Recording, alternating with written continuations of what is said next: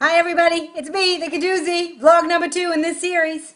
Alright, so now that I vlogged yesterday, I can't stop thinking about vlogging. I have so many things to talk about, I can't even take it. I've been writing in my BlackBerry, I've been taking memos, and yesterday I didn't even need to write a memo because it just happened to me. So, I'm on the subway, on the platform, 68th Street in Manhattan, New York City last night, 8 o'clock, and this girl walks by me, and she was probably a little older than me, but my first thought was, oh, that girl's really pretty.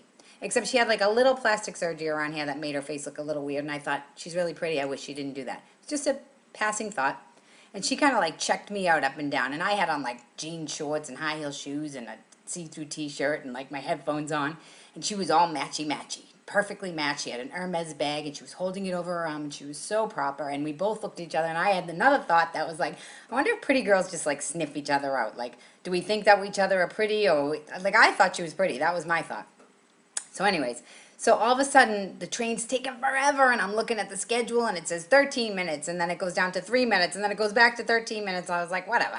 I was listening to my headphones and Proud Mary came on and I love that song. I love it.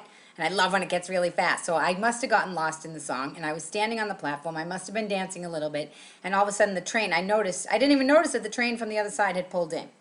And there was a guy in between the two trains, and he was like dancing with me, like mimicking what I was doing. And I automatically pulled my headphone out, and I was like, I gave him the thumbs up, and I smiled and laughed, and I looked over at her, and she was like, she literally like rolled her eyes like that to me, and I was like, the shame from the tip of my toes to the, I felt all of a sudden my body was on complete fire, and I was like, what?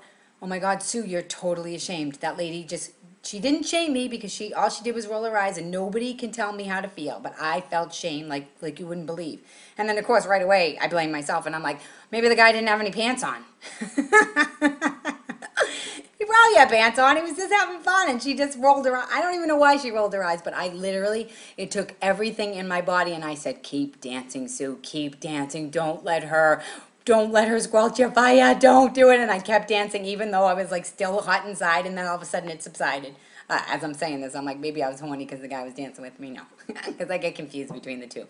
I get horny because I'm ashamed, and then I get ashamed because I'm horny.